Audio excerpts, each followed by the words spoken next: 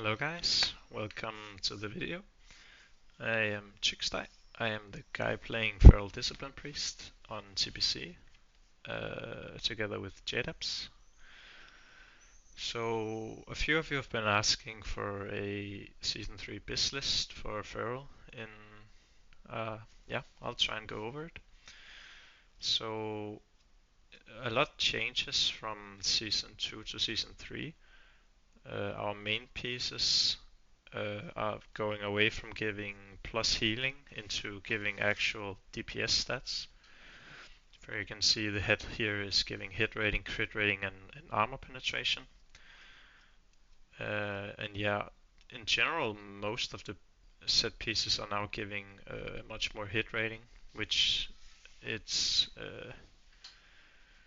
which is helping a lot because as Feral, you want to run the 2 ring, which give no hit rating, and I'm running the neck and cloak from KT in Tempest Keep, and these are really insane. They give a lot of attack power and stamina and agility, but they don't give any hit rating. So having our main pieces give hit rating now solves a lot of this issue. Um, so yeah, uh, I'll try and go for the helm immediately from week 1. And then I'm also gonna try to get enough points to get the gloves, because the gloves from season 2 and season 1, they reduce the cast time of your cyclone by 0.1 second, but here in season 3 we actually get a quite interesting set bonus which acts as a kick. So this is really nice when you're playing against like warlocks who are standing in your face and spamming fear. Then you can do like a maim, and then you can actually continue to cast or attack them, and they won't be able to fear you for a few seconds.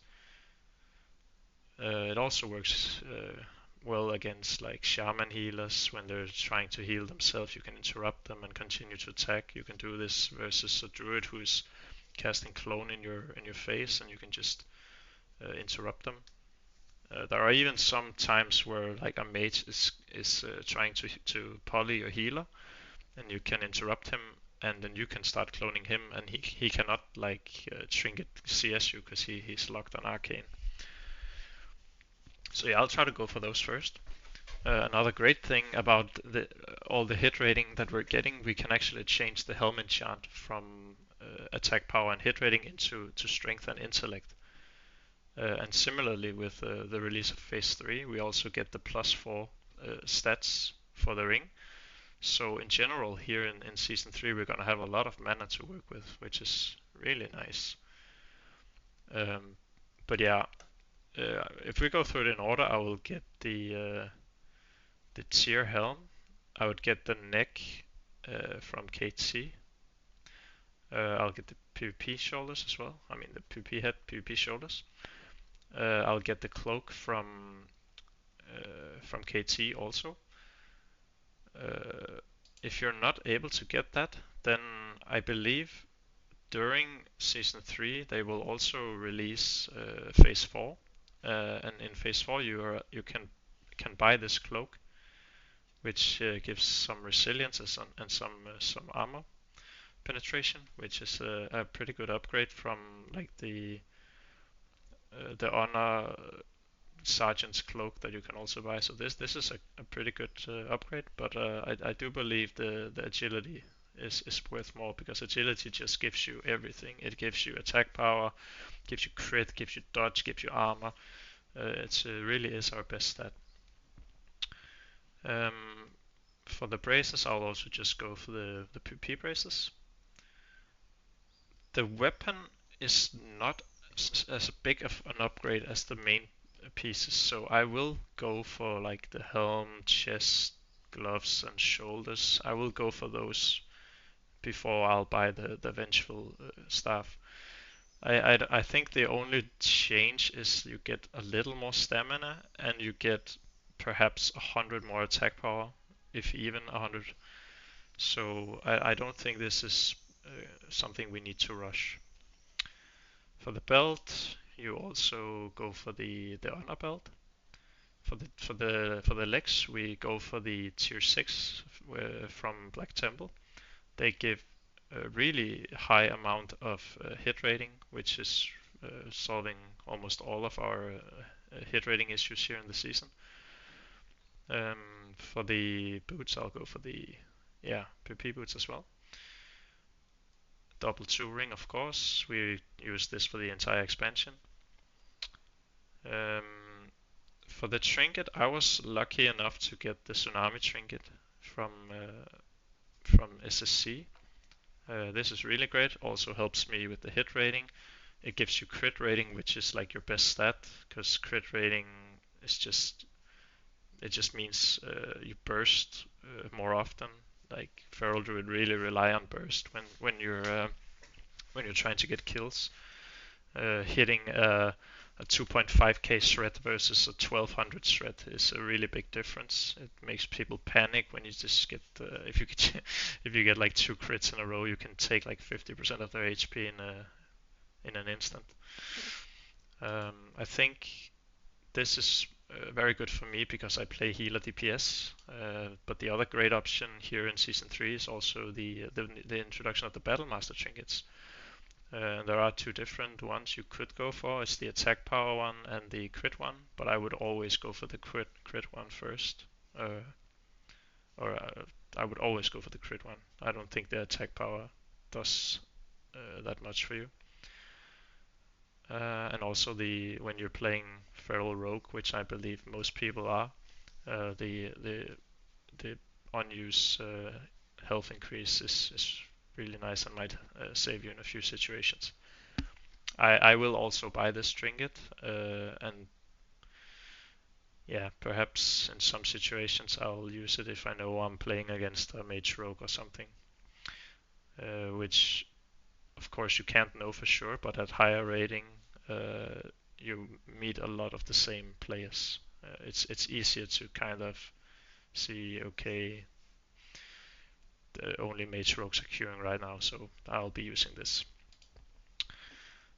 For the idol, we have some interesting ones coming up. Up until now, everyone has been playing the Everbloom idol, which increases shred damage. But here in phase 3, we get the release of Idol of the White Stack, which drops from Black Temple. This one is quite interesting. It gives you 94 attack power, which is like almost a third of an unused trinket, and it lasts for 20 seconds. And the cool thing about this idol is that the attack power buff actually remains even if you change the idol. So against some dampener setups, I would maybe even equip this, get the unused attack power, and then I would swap it out back to the shred. And also during season 3, we also get the in between the big patch, we get the Solaman release in phase 4. And with that, we also get the option to buy Idol of the Terror for badges. And this idol is like completely insane.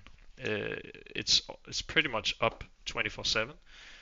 It increases your agility by 65 for 10 seconds after using Mangle. It says it has a chance to grant, but it's like 60 to 80% chance. So just like 2 Mangles and you'll most likely have it up. And this again, it just increases your agility, so it increases your crit rating, attack power, dodge rating. I think it's like almost 3 to 4% dodge rating you get from this idol, and it's like almost 2% crit, so it's really big. Yeah, so that's it for the items. For another interesting thing that happens in season 3 is that we get the implementation of epic gems. So up until now, ideally as Feral you'll have around 3% spell hit rating, and you'll have 25 to 35 spell penetration. And in order to get that in season 2, you would have to either have the spell strike glove enchant, which uh, which increases your spell hit rating by 15. Or you would have to have 5 of the +8 spell hit rating gems, which is kind of crazy. And because for me in season 2 I'm actually using this 15 agility enchant, and I'm also using 12 agility enchant on cloak because I'm just doing so little damage because all my gear is giving plus healing. But here in season 3 this changes, so I'm gonna go and try and have four of these spell hit rating gems. Um, so I'm gonna use one in my helm, in my shoulders, and then two in my chest. And you will always want to go for the socket bonus that increases resilience. So shoulders and helm it both increases resilience, but the chest increases crit, which is kind of meh. And the reason for this is that as feral with all these 2 rings and PV pieces, I actually rock kind of low resilience. So just that little extra is pretty good, and it's the same thing for the braces. Um, but yeah, as mentioned before, you kind of want to have, at least for feral rogue, you would kind of want to have between 25 and 35 spell penetration. This is because when you're playing against other druids, the Mark of the Wild buff actually gives you 25 nature resistance. So in order to negate that, you need around the same for spell penetration. This is not as big of an issue for me because I play Feral Disc Priest, and my priest is usually dispelling the Mark of the Wild buff, so I don't need as much spell penetration. But it's good to have still. Also works against warlocks who have a high amount of different resistances. Um, so yeah, that's kind of my thought process. I am just trying to enchant stats everywhere that I can because feral stats just scale so well with feral. We have talents that increases almost every stat. We have a lot of mana issues, so having a lot of spirit just helps you regen that much faster. Having a bigger mana pool allows you to shift more. It's just overall really nice. I think one last thing to mention that you can do here in season 3 is you could run 2 set tier 5. Me personally, I'm gonna try and play Feral Disc Priest, of course, but I might also try and play Resto Shaman, Feral Druid, and having lower mangle cost just allows you to build combo points a lot faster. And with all this increased crit rating that you get, the talent Primal Fury also adds additional combo points whenever you crit. So just having high amounts of crit and you spamming mangle a lot means you can just build 5 combo points really fast. And versus some setups, you might actually be able to like multi-bleed and really try and dampen them. Because a lot of the games we also win on mana because my priest gets innovate.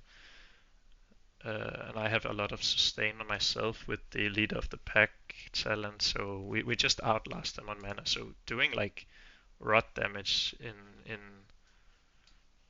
season 3 might actually be pretty good. But I wouldn't recommend going 2 set tier 6 when you're playing feral rogue, for example. So this is mainly if you plan on playing feral healer.